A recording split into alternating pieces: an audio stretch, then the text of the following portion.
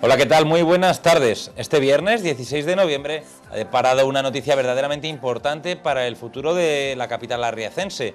Hoy hemos conocido la empresa que ha ganado el concurso de adjudicación de los autobuses urbanos para la próxima década. La noticia es muy trascendente porque es la primera vez que un concurso de los autobuses en Guadalajara no es ganado por la histórica Trapsa, esa venerable empresa del malogrado Díaz Ferrán que hace 2 años dejó su concesión ante la quiebra del grupo. La nueva elegida es un auténtico gigante del transporte en autobús, ni más ni menos que Alsa. Los guadalajareños conocen bien a esta firma, que hace ya unos cuantos años se hizo con la línea de Madrid cuando absorbió a la Continental. Ahora la vamos a tener también por las calles, en lo que sobre el papel será un proceso de revolucionaria transformación del transporte urbano guadalajareño. A partir de abril vienen cambios importantes, vienen curvas, podríamos decir.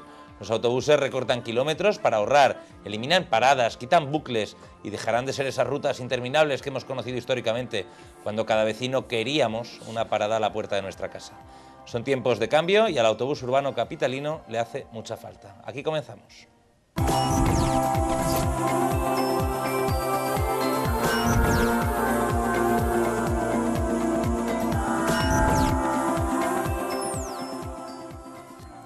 Hablaremos más adelante de la adjudicación de los autobuses urbanos. Antes vamos a empezar el programa de hoy con otra noticia importante que se producía esta mañana. Ha visitado Jesús Labrador las obras del tercer carril de la A2. Ya saben que por fin se está terminando y ya están justo actuando en la zona de la ciudad, en lo que es el bordeo de toda Guadalajara. Y sobre todo nos ha anunciado fecha. El punto y final del calvario que venimos padeciendo los vecinos llegará a principios de 2013.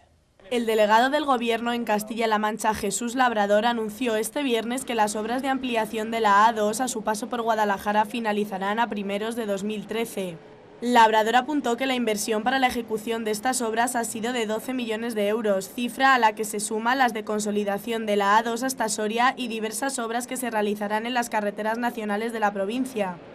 Goza de un presupuesto, como saben ustedes, de más de 12 millones de euros, en lo que hace referencia a este tramo concreto que estamos hoy visitando, y que probablemente finalizará las obras dentro de la prudencia que debemos caracterizar en estas circunstancias a finales de este año, principios del año que viene.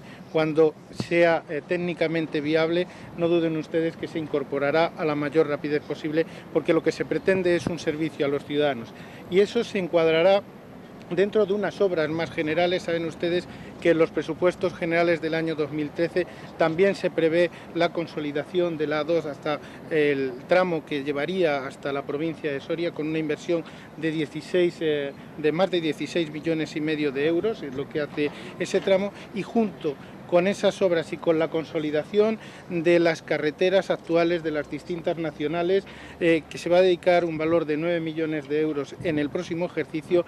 El delegado de Gobierno de la región destacó la trascendencia de estas obras en el corredor de Henares. Este tramo va a posibilitar que los 70.000 vehículos que se mueven diariamente por esta carretera tengan unas facilidades de comunicación mucho más lógicas en los tiempos que corren, y no solo consiste en un tercer carril, sino también en la adecuación y la mejora de las entradas y salidas a lo largo de la autovía. En idéntica línea se expresaron tanto el alcalde de Guadalajara, Antonio Román, y la presidenta de la Diputación Provincial, Ana Guarinos. Una obra reivindicada, una obra deseada desde hace muchos años por los miles de ciudadanos, miles de conductores que diariamente transitan entre Guadalajara y Madrid a través de la A2. Es una obra fundamental que ha permitido agilizar el tráfico para llegar a Guadalajara y al corredor de Henares, y que permite también facilitar todo lo que es la salida del tráfico, especialmente desde los polígonos industriales, algo que va a beneficiar especialmente a los municipios del corredor de Henares y algo que va a beneficiar desde luego también a la provincia de Guadalajara. Jesús Labrador destacó el esfuerzo realizado por el Gobierno central para poder llevar a cabo estos trabajos de ampliación. Pues eso es lo que nos contaba esta mañana el delegado del Gobierno en Castilla-La Mancha, que visitaba la recta final de esos trabajos en la A2. Para comentar esta y otras noticias de actualidad en la jornada de hoy tenemos dos invitados. A mi derecha, Concha Berenzategui, periodista de Guadalajara y colaboradora de Canal 19 2.0. Muchas gracias por volver a 19 horas. Pues muchas gracias por invitarme. Y a mi izquierda, el habitual de los viernes, Paco Campos, un fino analista con quien tenemos el gusto de charlar una vez a la semana aquí en la mesa de 19 horas. Gracias por venir, Paco. Muchas gracias a ti.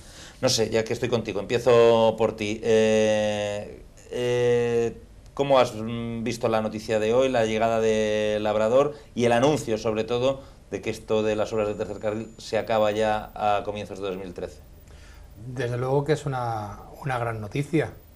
Hace 10 años lo veíamos imposible, incluso hace 5, y una noticia paradójica. El gobierno del Partido Popular anuncia unas obras que deberían haber comenzado ellos en el año 97-98, que la comenzó el PSOE y cuyo final anuncian ellos. En cualquier caso, y recordando el enorme retraso con el que han finalizado estas obras, yo me congratulo enormemente porque efectivamente, como han dicho todos los políticos que han hablado, es de mucho interés para Guadalajara y para toda España, tratándose de una vía estratégica como la A2 que nos comunica con Francia y el resto de Europa. Paco ha recordado, Concha, algunos de los plazos iniciales. Efectivamente, a finales de los 90 se hace el estudio técnico para este tercer carril, pero sin embargo no es hasta 2007 que se adjudica, no es hasta 2009 que comienzan las obras y no va a ser hasta 2013 que terminan. Claro, viene a ser un poco como la obra del siglo, ¿no? Cuando decimos lo de la boda del siglo, pues la obra, además es la única obra que nos queda, la única obra grande, porque claro, esta obra le ha salvado que estaba programada antes de la crisis.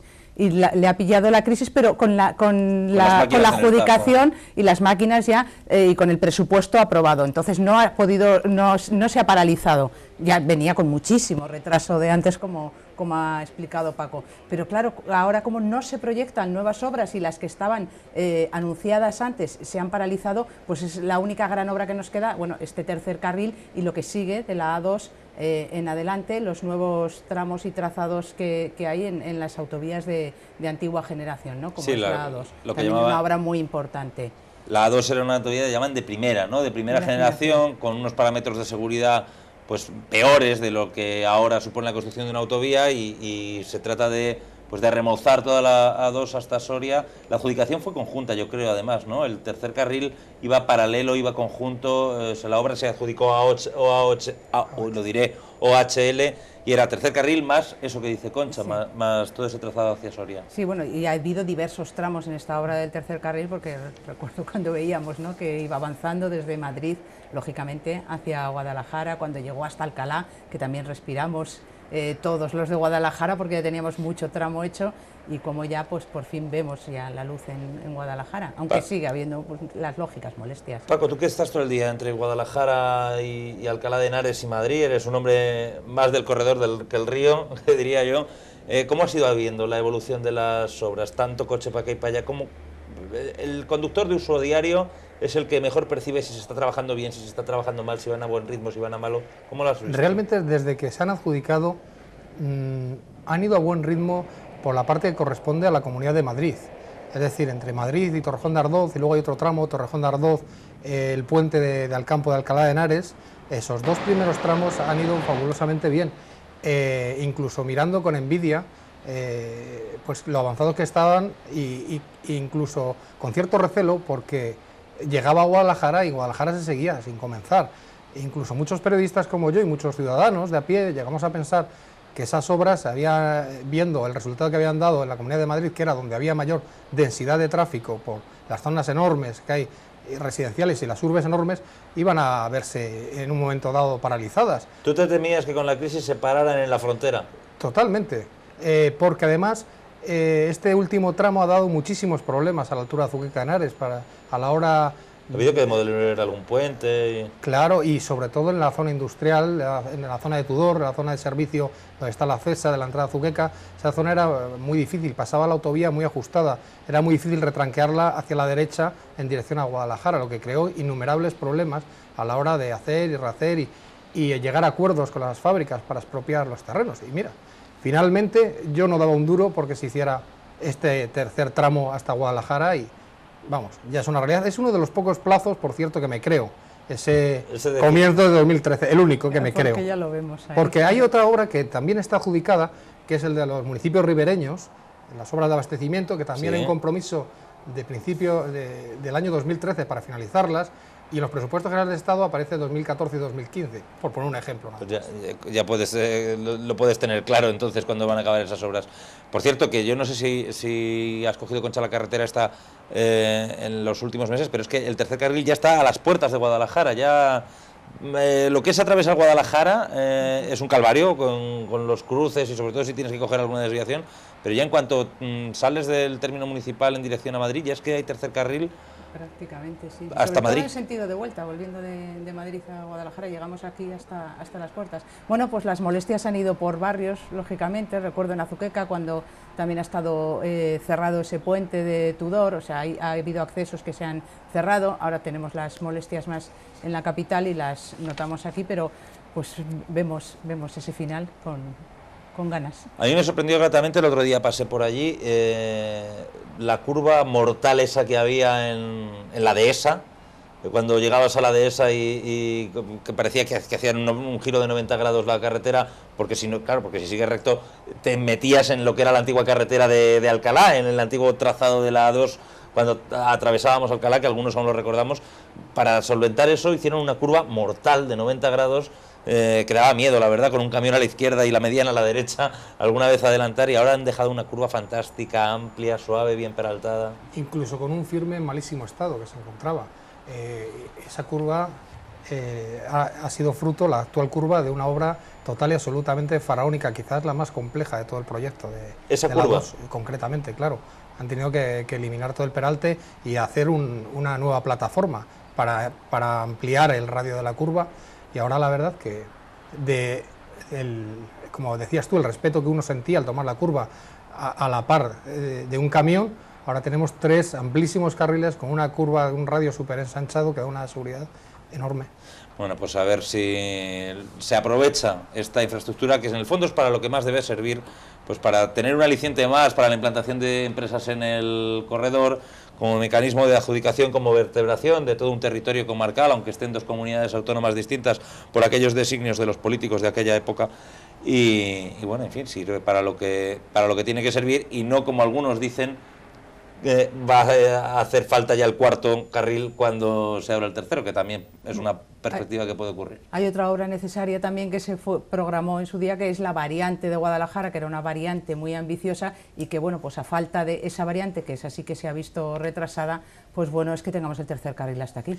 Claro, si no, sería terrible. Sí, si me permites, además, me gustaría recordaros la cantidad que hay presupuestada para la variante a la A2 en los presupuestos generales del Estado, que son nada más que 5.000 euros. Pues yo que sé, para mantener el asiento contable abierto, me imagino que no será para otra cosa. ¿Y los 15.000 euros de la autovía a la Alcarria, para qué pueden servir?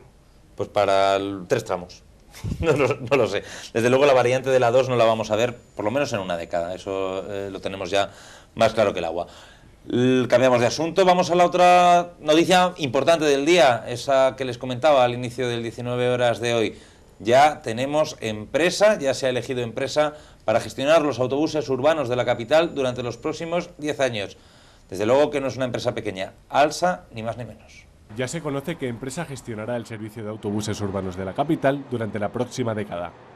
Se trata de una de las más potentes del país, Alsa, que ha ganado el concurso de adjudicación abierto por el Ayuntamiento, imponiéndose a Transportes Grupo Ruiz y a 2 empresas que fueron desestimadas: Grupo Avanza y la actual adjudicataria, Aulusa. El alcalde de la capital ha anunciado este viernes la valoración de la mesa de contratación, que se cerrará la semana que viene. Un nuevo concurso es un concurso en el cual todos juegan con las mismas reglas, y lo que hace la mesa de contratación es, con ese pliego de condiciones, valorar cuáles son las mejores ofertas. Por tanto, ni satisfecho ni insatisfecho. Yo espero que esta empresa preste un buen servicio a la ciudad de Guadalajara, y así se lo vamos a demandar, se lo vamos a exigir de esta forma. Hombre, que sea una empresa con amplia experiencia y amplia implantación, pues es una garantía. Pero cualquiera de las 4 que se presentaban, Grupo Avanza, Aulusa, Grupo Ruiz o Alsa, tenían suficiente experiencia para ser una garantía. La nueva adjudicataria comenzará a prestar servicio el 1 de abril del 2013 y su llegada coincidirá con el cambio radical de líneas que está previsto acometer. Se busca un servicio de transporte que reducirá kilómetros, eliminando bucles y paradas, ganando frecuencia y rapidez en los viajes, y que incluye aspectos como el transporte a la demanda en las pedanías de Usanos y Valdenoches. Vamos a conseguir ese doble objetivo de tener líneas más rápidas, líneas más ágiles, y que a su vez suponga un menor coste para todos, puesto que evidentemente la parte que no se cubre con el billetaje que obtiene o que va a obtener la mercantil actual o la futura se obtiene vía subvención del Ayuntamiento de Guadalajara, y con este contrato evidentemente vamos a conseguir un ahorro importante para, sin perder la calidad en la prestación del servicio, lógicamente que no repercuta de forma tan negativa como venía repercutiendo en los últimos años, aproximadamente un 70-30, un 70 lo pagaba el Ayuntamiento, un 30 lo pagaban los usuarios, y con esta estructura nueva de costes y esta nueva adjudicación, ese porcentaje con el paso del tiempo se verá reducido de forma sustancial. La adjudicación se hace por un precio de casi 6 millones de euros anuales, y la empresa ganadora ha ofrecido importantes mejoras a nivel tecnológico y de información a los usuarios. Habrá elementos de videovigilancia en cada autobús, instalándose 4 cámaras en cada uno de los autobuses. Se contará también con una línea de datos 3G para videovigilancia en los autobuses.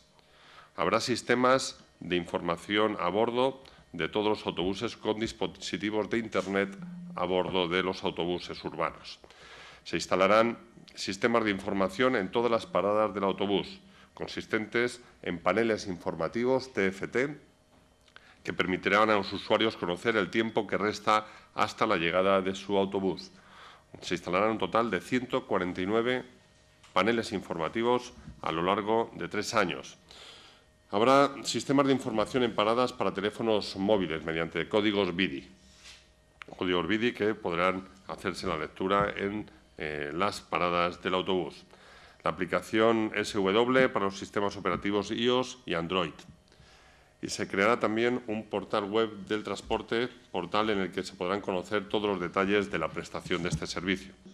Otros cambios importantes son la llegada inicial de 15 autobuses que funcionan con gas y la progresiva sustitución de toda la flota por este combustible mucho más ecológico. El nuevo diseño del servicio de autobús puede suponer alguna reducción en la plantilla de conductores, pero el pliego aprobado contempla la obligación de la empresa de recolocar a todos los sobrantes en destinos laborales a menos de 50 kilómetros de la capital, por lo que nadie perderá el puesto de trabajo. Pues ya han visto, rueda de prensa importante, estaba el triunvirato, los 3 hombres fuertes del ayuntamiento, sin duda ninguna, el concejal de Transporte Urbano Juan Antonio de las Heras y de Urbanismo, el alcalde, y el concejal de Contratación y vicealcalde Jaime Carnicero.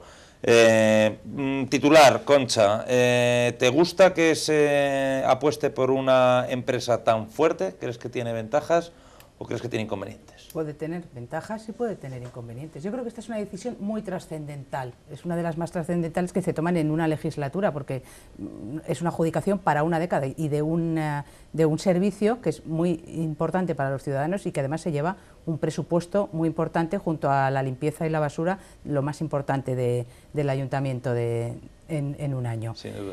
Entonces, el hecho de que sea una empresa importante, bueno, pues tienes mayor solvencia, ¿no? Tienes menos posibilidad de que te quiebre la empresa, que también a experiencia sabido, ¿no?, de que la empresa no haya podido seguir adelante con el servicio. Entonces, eso tiene como ventaja. También tiene el inconveniente que dentro de una empresa muy grande pues no se va a mimar tanto, o podemos presumir que no se vaya a mimar tanto a Guadalajara porque no es la niña de sus ojos, ¿no? Tiene tantos servicios, Alsa, ¿no?, nos lleva a Madrid, nos lleva a la playa, nos lleva a todos los lados, entonces es una empresa muy grande y Guadalajara es un punto pequeño, ¿no? ¿A ti te gusta la empresa? ¿Te gusta la elección? Enormemente. ¿Te gusta es una empresa que tiene muchísima experiencia en la gestión de autobuses en áreas metropolitanas. Lleva, por ejemplo, los autobuses de León, de Cartagena, de Bilbao, de Oviedo, de La Manga, todo servicios urbanos de autobús. Entonces, y luego interurbanos muchísimos. En todo ámbito, regionales, nacionales e incluso internacionales. Sí. Con lo cual, yo pienso que es una de las mejores empresas españolas que puede garantizar esta concesión a 10 años, incluso futuras, quizás, aunque vaya muy lejos, futuras renovaciones para garantizar un servicio como el que su día dio Trapsa, ¿no? Me decías que también era una empresa muy potente, que qué pena, ¿verdad?, cómo se fue esa empresa a pique por la mala gestión de Díaz Ferrer. Me decías antes, Concha, que esta elección de una empresa como Alsa es importante, pero que para ti lo más trascendente, lo más importante de lo que va a venir a partir del 1 de abril no es el hecho de que cambie la concesionaria, sino el hecho de que cambian las líneas, las paradas, todo el proceso revolucionario que va a vivir de transformación importante las líneas de autobús del ayuntamiento.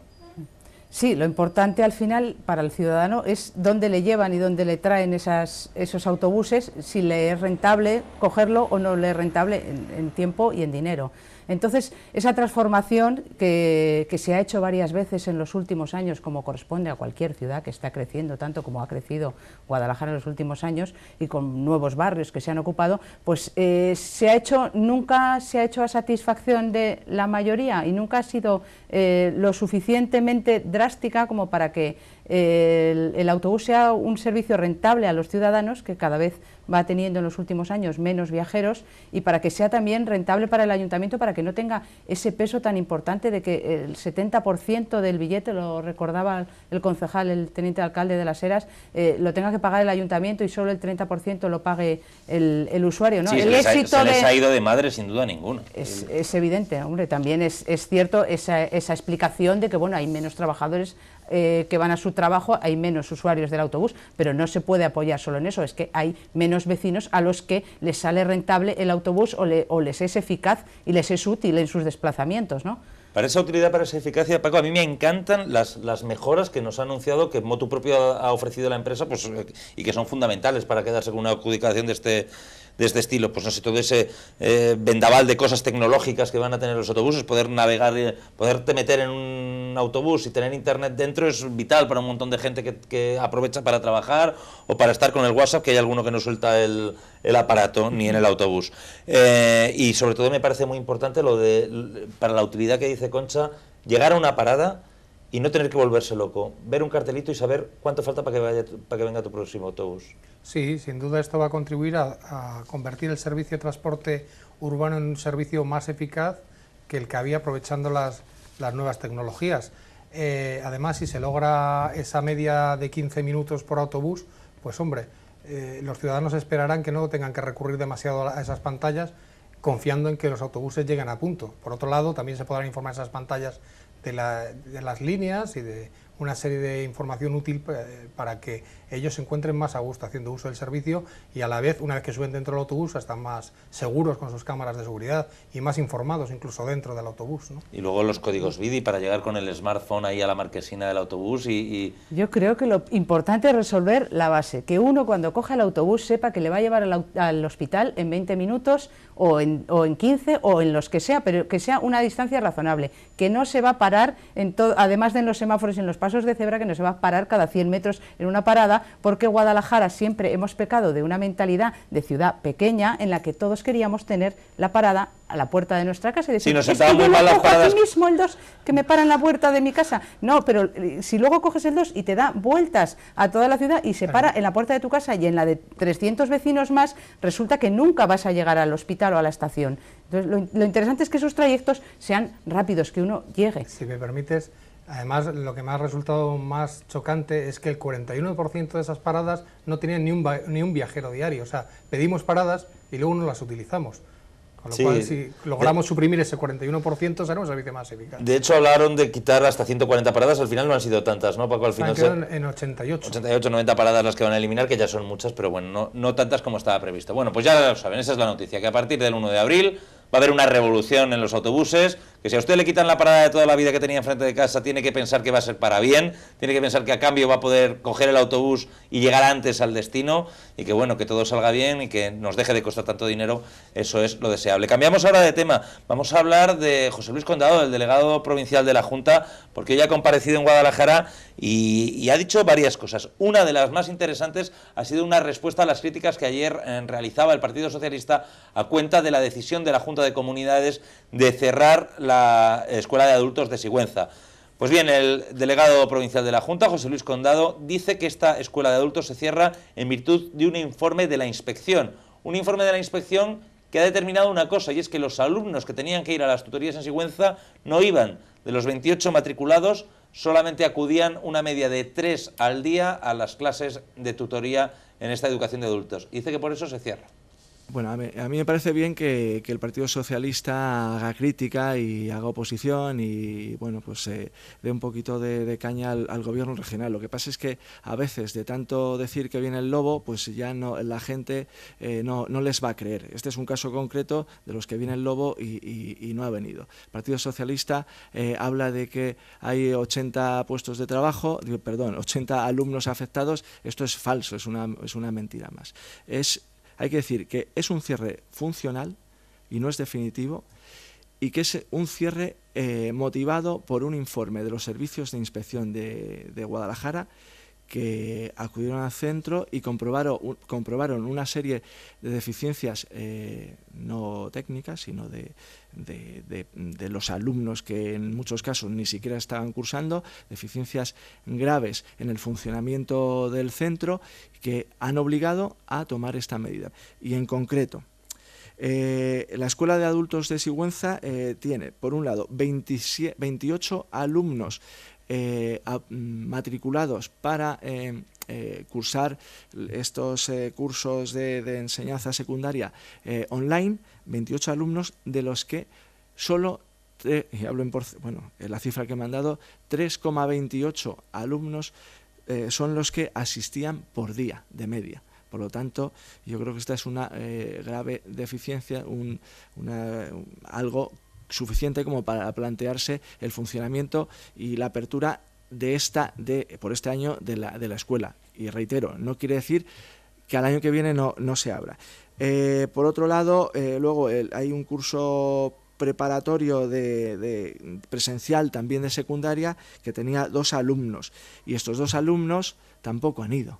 Por lo tanto, 18 alumnos a distancia, 2 matriculados en presencial, y luego sí que en inglés había 39, pero los de inglés pueden ir a la escuela de idiomas, que no está en otro sitio, está en la clase de al lado, tabique con tabique, y por lo tanto sus alumnos también van a ser atendidos en su nivel, que es nivel de iniciación, nivel básico, en la Escuela Oficial de Idiomas, que se inauguró estos días atrás, o hace un mes, allí en Sigüenza.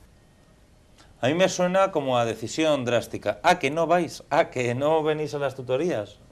Pues no hay escuela. No sé cómo lo veis vosotros. Yo no lo veo así como una represalia. Yo ¿No? Estoy encantada con esta intervención de José Luis Condado por la explicación que da, parsimoniosa, con todo el detalle, con todos los datos, una explicación que en este mismo programa alguno de los colaboradores, incluso yo alguna vez también, hemos echado de menos explicaciones por parte de la Junta de Comunidades sobre alguna de las decisiones. Entonces, me gusta que José Luis Condado se siente y diga, iban tantos alumnos, estos iban, estos no iban. En otras decisiones que ha tomado la Junta de Comunidades de recortes no se ha dado tanto dato. Entonces, a lo mejor es porque aquí creen que las cifras les respaldan más, que en buena parte creo que así es. Bien por esa explicación. ¿A ti, Paco? ¿Qué te parece la explicación? Estoy plenamente de acuerdo con Concha, muy didáctica, y no todo es negativo. Quiere decir que con esta explicación se demuestra que ha habido un esfuerzo por optimizar el dinero público, un dinero que se estaba malgastando hasta que ha llegado a la inspección a la escuela de Sigüenza y ha dicho, esto no puede seguir así porque hay gente que no tiene voluntad de seguir cursando idiomas en la escuela. Incluso me parece buena idea la de trasladar a los 39 de inglés que quedan al edificio de la escuela de idiomas, que está justo al lado. Es el mismo edificio. De hecho, esta escuela de adultos, antiguamente, no sé si recordáis que estaba en la escuela hogar, en aquella escuela hogar que ya en tiempos de Barreda se cerró. Se cerró, que era donde iban los alumnos de la sierra y se quedaban de lunes a viernes internados. Bueno, pues esa escuela hogar se cerró porque el edificio está en muy malas condiciones, y en lugar de rehabilitar la escuela hogar, pues a estos alumnos los sacaron, o sea, la escuela hogar se ha rehabilitado, y los alumnos estos de educación de adultos, que antes iban, creo, al Portaceli, los han llevado allí, aprovechando la rehabilitación como escuela de idiomas. No es por contradecirte, pero otro argumento que daban ayer los socialistas, Paco, y que yo no soy profesor de inglés, no sé quién tiene razón, pero decían que no es lo mismo el inglés que se da a un alumno de educación de adultos que es más de conversación, más para, bueno, pues para bandearse en la vida, para salir adelante, para poder intentar encontrar un hueco en el mundo laboral, que el inglés académico y formal que recibe una persona en primero de la escuela de idiomas, que está más orientado a obtener un título oficial y que no va a ser tan fácil ese acomodo. Así es, no, sí, aparte de las explicaciones, que me parece estupendo que se hagan, quizá habría que buscar una solución un poquito más a la medida, mirar con más mimo esta cuestión, porque bueno, son tiempos en los que la educación es muy importante y todo recorte en educación pues es sangrante, sobre todo pues sabiendo, otro de los argumentos que daban ayer los socialistas es que hay gente que en su día dejó de estudiar porque tenía el trabajo fácil y porque se vio atraído por ese dinero que ganaba y que ahora tiene que volver al paro, ha dejado el trabajo le ha dejado a él, y que la salida para volver a conseguir otro trabajo o mientras consigue otro trabajo demanda formación. Entonces quizá hay que tratar con más mimo la cuestión. Sobre el fondo de la cuestión, desde luego pues hay que estudiarlo bien. En todo caso dice el delegado que no es una decisión definitiva, es una decisión puntual, pues quizá hay que buscar una salida un poco más a la medida de los pocos alumnos, pero no sacrificarlos. Ha dicho que es definitiva para este año, pero que quizá el año que viene se pueda abrir, pues no sé, habrá que preguntarle a los alumnos si de verdad van a aprovechar la escuela, si van a ir a las tutorías, y los que están en presencial si no van a faltar a clase, porque bueno, eso es básicamente por lo que dicen, lo que ha supuesto el cierre. Otra cosa de la que ha informado José Luis Condado es de un fraude que tiene que ver con los medicamentos, con el mundo farmacéutico. Y es que la Junta de Comunidades ha alertado de que en los últimos días algunos usuarios se han quejado porque han detectado una especie de timo telefónico. Están recibiendo en su casa llamadas de personas que dicen pertenecer al SESCAN, que piden números de cuenta y también números de cuenta bancaria y números de tarjetas de identidad y DNIs para conseguir datos en virtud de una supuesta devolución de copagos farmacéuticos, de pago de medicamentos a personas mayores, fundamentalmente es el timo. Bueno, pues en el SESCAM han detectado el timo utilizando su nombre y así nos alertaba José Luis Condado para que no piquemos. El nombre de este organismo, el SESCAN, posiblemente se esté produciendo un fraude telefónico utilizando el nombre de este organismo. Por lo tanto, yo pido a los usuarios del SESCAN, a la opinión pública en general, que esto no se ajusta ni muchísimo menos a ninguna actuación del Gobierno regional, ni de la Consejería de Sanidad, ni del SESCAN, sino que posiblemente se trate de un fraude y, por lo tanto, bueno, en concreto lo que están haciendo, por las noticias que yo tengo, y seguramente ustedes también lo conocerán, están llamando al usuario para pedirles el número de cuenta y su DNI con el objeto de diciéndoles, engañándoles, que se trata de realizar la devolución del copago de los temas sanitarios, de los productos farmacéuticos. Por lo tanto, insisto, aprovecho desde aquí la oportunidad de esta rueda de prensa para decir que ni el SESCAN ni la Consejería de Sanidad está haciendo ninguna campaña de este tipo y, por lo tanto, yo recomiendo a todos los ciudadanos y a todos los usuarios que extremen las precauciones en estas llamadas telefónicas para no caer en este engaño o timo y que la Consejería de Sanidad y el SESCAN nada tienen que ver en ello. Pues ya saben, si les llaman preguntándole los datos de su cuenta bancaria y diciendo que son del SESCAM, es mentira. Con este asunto nos vamos ahora a publicidad, descansamos 5 minutitos, a la vuelta hablamos de más temas, entre ellos de uno que nunca caduca, el asunto del trasvase. Hasta ahora.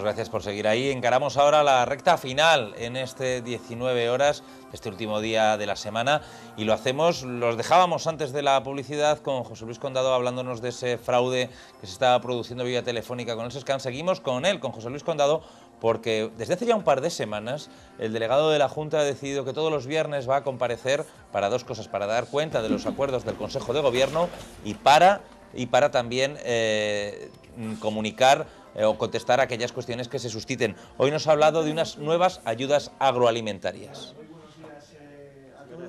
El Gobierno regional está implementando una línea de subvenciones a empresas agroalimentarias. Son 60 millones de euros, de los que 28 se aprobaron en el Consejo de Gobierno de este viernes porque son cuantías de más de medio millón de euros cada una y que se han adjudicado a 327 proyectos de inversión realizados por cooperativas y empresas del sector. ¿Y qué pretenden estas ayudas, como tantas otras? Pues lógicamente, en este caso concreto de estas industrias, aumentar el valor generado por estas empresas que tienen todavía iniciativas por hacer, por innovación de productos, por innovación de procesos, por innovación tecnológica en sus empresas, por mejorar la calidad de los productos que fabrican o que producen, también por mejorar la comercialización de los mismos. Lógicamente, la industria agroalimentaria quiere extenderse. Están implantadas estas empresas en la región, pero lógicamente quieren llegar al ámbito de toda España y al ámbito internacional. Estas ayudas a la inversión conllevan además otro montante de 288 millones que asumen las propias compañías, por lo que se espera que se traduzca en la creación de 537 puestos de trabajo. En Guadalajara, las empresas que recibirán subvención son 16, por un montante de 2,4 millones de euros. La más beneficiada es la empresa Liasa de Alovera. Una empresa de aquí de la provincia que va a recibir una ayuda de 1.524.000 euros, por lo tanto es de las que fueron al Consejo, y se llama Lácteos Industriales Agrupados Sociedad Anónima.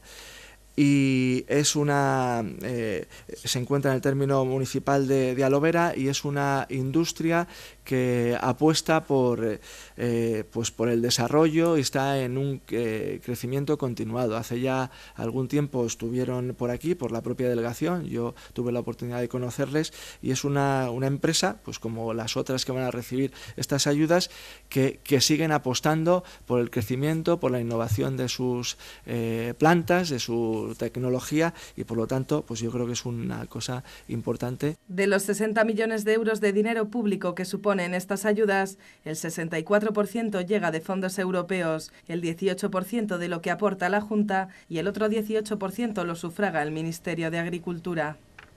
Pues era el asunto más importante en lo que respecta a Guadalajara de lo que aprobó el Consejo de Gobierno de la Junta de Comunidades de Castilla-La Mancha el jueves por la tarde. Me comentaba Concha a micrófono cerrado que le gusta esto de que Condado comparezca por lo menos una vez a la semana para dar cuenta de los temas que hay sobre la mesa. A mí también, ayer lo decíamos, que es una muy buena idea que después de un año y pico de opacidad informativa se hayan dado cuenta de que está muy bien esto de salir a contestar preguntas y a explicar su acción de gobierno. Es fantástico, porque hay veces que el ciudadano ve que Toledo se queda un poco lejos y estas decisiones que se toman en el Consejo de Gobierno, en el Palacio de Fuensalida, no se explican lo suficientemente en qué nos afecta en Guadalajara o en qué afecta al ciudadano. Entonces me parece estupendo que haya además ese día fijo para responder, porque puedes responder a muchas más cuestiones, que obliga también a la oposición a hacer unas denuncias con más fundamento, porque van a tener respuesta, no se van a quedar ahí en el aire. Entonces, como periodista, desde luego, la aplaudo y deseo que dure y deseo que se extienda a otras instituciones.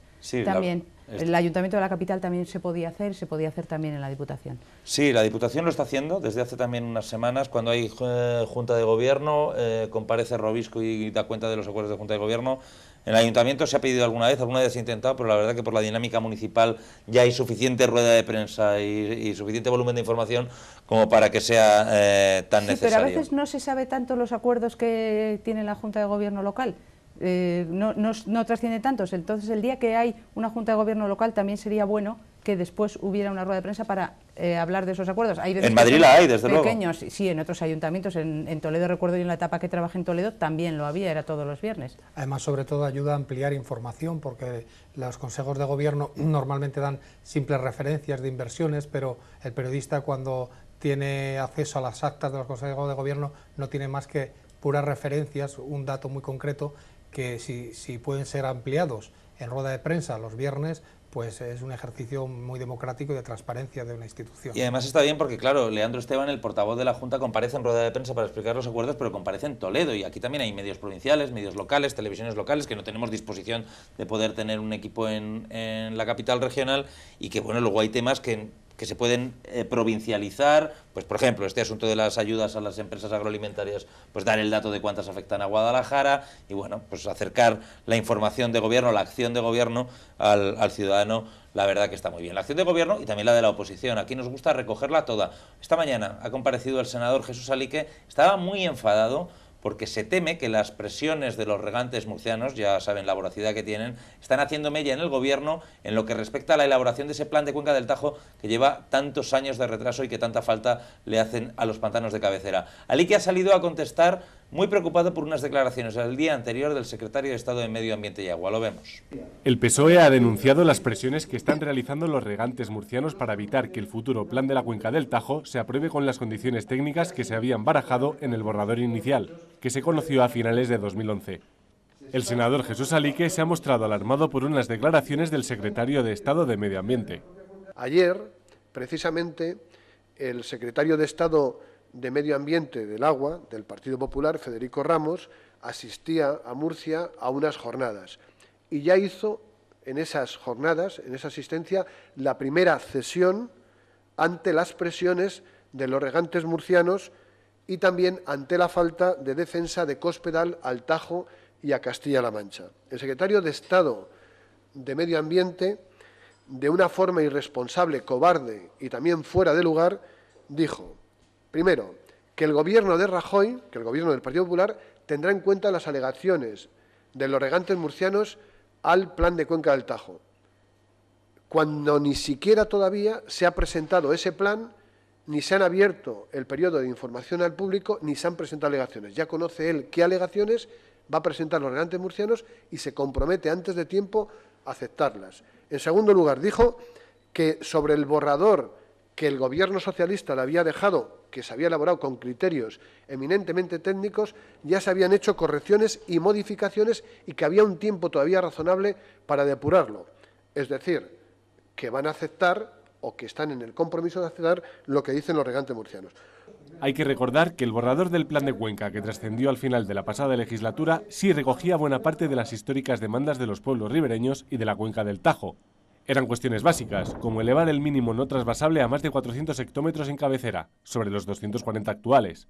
Los socialistas dicen que las presiones desde Levante están doblegando estos criterios técnicos y acusan a Cospedal de no estar defendiendo los intereses del Tajo. El anterior gobierno socialista de Castilla-La Mancha consiguió que ni el gobierno de Murcia ni los regantes se sentaran en la mesa que se negocia el plan de la cuenca del Tajo. El actual gobierno de Castilla-La Mancha del Partido Popular, el actual gobierno del Partido Popular, permite que los regantes murcianos metan la cuchara en la negociación del plan. Es la prueba del 9 de que con Cospedal, Castilla-La Mancha ni Guadalajara, o dicho de manera, Castilla-La Mancha y Guadalajara, con Cospedal están en la más absoluta indefensión porque a ella realmente no le importa a esta región. El PSOE alcarreño exige que se respeten las necesidades de la cuenca cedente y alerta de lo que considera una situación inasumible.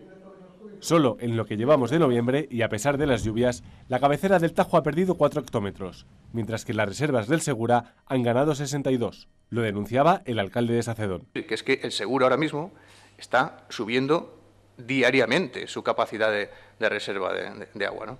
Sin embargo, los embalses de Entrepeñas y Buendía siguen bajando como lo han venido haciendo durante el último año hidrológico. En un año las reservas de los embalses de cabecera han bajado exactamente o aproximadamente la mitad. O sea, nos hemos quedado con la mitad de agua que teníamos hace un año. Sin embargo, la cuenca del Segura solamente ha bajado 6 puntos. Desde que empezó el año hidrológico y a pesar de ser un otoño notablemente lluvioso, el Tajo ha perdido en sus reservas una media de 2 hectómetros cúbicos semanales. El 86% de las aportaciones que deja el río están derivándose al Segura, tras el trasvase aprobado a finales del verano de más de 100 hectómetros. Pues ya ven, el Partido Socialista que se teme que el plan de cuenca del Tajo, que objetivamente, esto no tiene discusión, el borrador que se conoció colmaba bastantes de los deseos de los municipios ribereños, pues al final no sea ni sombra de aquello que trascendió. Paco. A mí toda esta historia me parece indignante porque se están utilizando criterios de interés político sobre algo que es interés público. A nivel gubernamental se está engañando a unos y a otros. Desde la Confederación Hidrográfica del Tajo se dice a los ribereños en diversas reuniones que han tenido que el plan de cuenca del Tajo va a ser muy favorable para sus intereses. Por otro lado, desde el gobierno se les dice a los murcianos que va a ser también muy favorable para los intereses murcianos y les abren las puertas para modificar el borrador. Entonces yo estoy muy despistado y quiero tener una brújula, y yo les recomendaría a las autoridades y a los técnicos que se ajustaran a esa brújula que está marcada por la Directiva Marco Europea del Agua, que exige la garantía de un caudal mínimo ecológico de los ríos a la hora de hacer balances sobre posibles trasvases. Es decir, aquí en Guadalajara, a la altura de Toledo, el Tajo tendría que tener un caudal mínimo de 12 litros por segundo, según establece la Directiva Marco. En la actualidad estamos hablando de 5 o 6 a su paso por Aranjuez, por Talavera, y eso únicamente se consigue garantizando una lámina estable, que sea 400 como marcaba el plan hidrológico del Tajo en la época de Barreda, en la época de Zapatero, o que sea algo menos o algo más, pero indudablemente esa cifra tiene que estar en esos valores. Yo hay algo al hilo de lo que dices, Paco, Concha,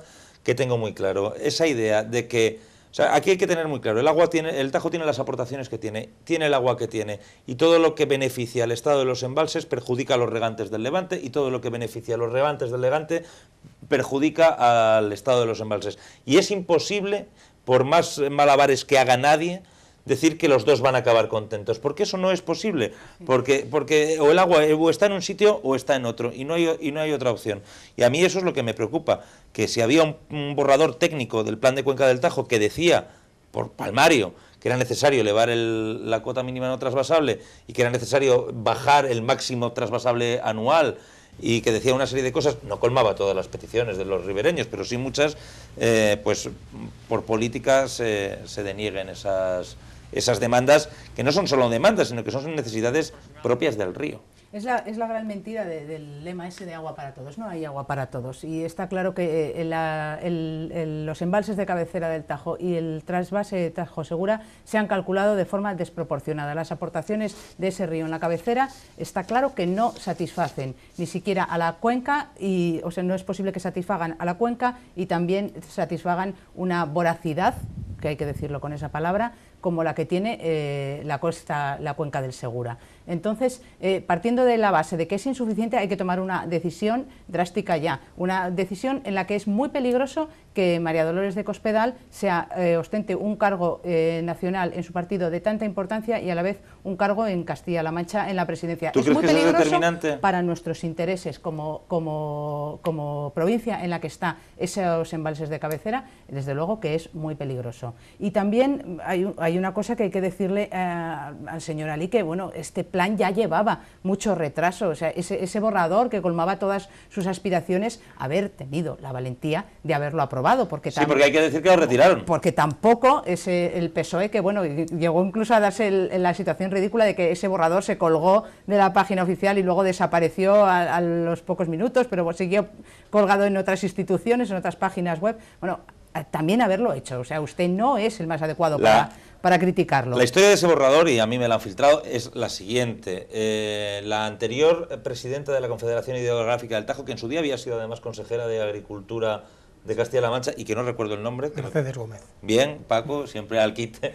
Mercedes Gómez estaba conforme con ese borrador que habían elaborado los técnicos y quiso, porque era la presidenta de la Confederación Hidrográfica del Tajo y como tal entendía que su labor era defender al Tajo. Yo creo que el presidente del Tajo que quiera defender al Tajo entra dentro de lo que uno entiende como normal. Le gustaba el borrador y decidió que iba para adelante, que lo subía a la página web, a pesar de las presiones del gobierno de Zapatero y de ministros del gobierno de Zapatero para que no fuera adelante, porque le suponía un verdadero problema en Murcia. Entonces ella, saltándose por encima los designios del PSOE y sabiendo que iban a perder las elecciones, quiso hacer su último favor a la causa, por decirlo de alguna manera, su último favor al Tajo, diciendo: esto es lo que yo quiero hacer si me dejan. El gobierno anterior lo retiró y este no tiene visos de recuperarlo ni por asomo, Paco. Pero es que ese borrador tenía algo tan lógico como la implantación de 12 puntos de control del caudal ecológico a lo largo del cauce del Tajo, porque, por lo menos para tener unos criterios morales, para que el Tajo llegue con dignidad y desemboque en Lisboa. O sea, el Tajo es un enorme río que atraviesa dos países. El Tajo nace en Albarracín y desemboca en Murcia. Seguro, porque ha habido veces que se ha dado la paradoja de que el canal del trasvase ha llevado más agua que el propio río Tajo. Eso no se puede permitir. Y al final la Unión Europea tiene que interceder e intentar que el interés público, el interés de la naturaleza, se sobreponga al interés político muy marcado, tanto en el PSOE como en el PP, por los votantes de Murcia. Yo siempre lo he dicho, esto lo he defendido muchas veces en artículos y en cosas que he escrito. Alguien debería de una vez entender que un río es un ecosistema, es materia viva, es un ser vivo, y que lo primero que hay que defender cuando hablamos del Tajo es al propio Tajo, a su fauna, a su flora, a su cauce, y no ver al Tajo, no ver a los ríos como si fueran cañerías. Pero pinta mal, Concha. Pinta desde luego muy mal, y claro, esta sensación de cuando a veces oyes hablar a los regantes murcianos y decir que el agua se tira al río, no, el agua no se tira al río, el agua, su fin es que vaya por el río, y cuando dicen el agua se tira al mar y se están perdiendo agua en el mar, no se está perdiendo, es su fin, que hay un ciclo del agua, que después el agua se evapora, y todo esto que se aprende en la escuela y que parece que se nos ha olvidado porque efectivamente queremos convertir los ríos en cañerías. En el fondo todo es un problema de dinero, Concha, Paco. Ellos tienen la alternativa del agua desalada, tienen las desaladoras, han costado un dinero, pero es mucho más caro el agua desalada que el agua del trasvase. Y hay otros destinos que no son el riego, que son los intereses urbanísticos que también hay allí. Que esos ya más frenados, me imagino. Pero es que no tienen siquiera agua desalada para ellos, porque el 50% del plan de desalación de Narbona, de Zapatero, se ha quedado en agua de Borrajas. Entonces, desalada. Desalado. Bueno, Paco, es un placer siempre tenerte los viernes tan documentado y tan presto para analizar la actualidad de Guadalajara. Siempre es un lujo contar contigo. Muchas gracias por haber estado hoy en 19 horas. De nada. Y también a ti, muchas gracias, Concha, porque ya hacía mucho tiempo que no venías por aquí y siempre es un gusto tenerte aquí en esta mesa. Muy bien. Ya ustedes ya lo saben, todos los días, de lunes a viernes, salvo que sea festivo, tenemos una cita con el análisis de la actualidad en esta mesa de Canal 19 2.0. Esto es 19 horas. Les dejo con rock and roll. Actúa Leiva en la Sala Óxido el próximo sábado.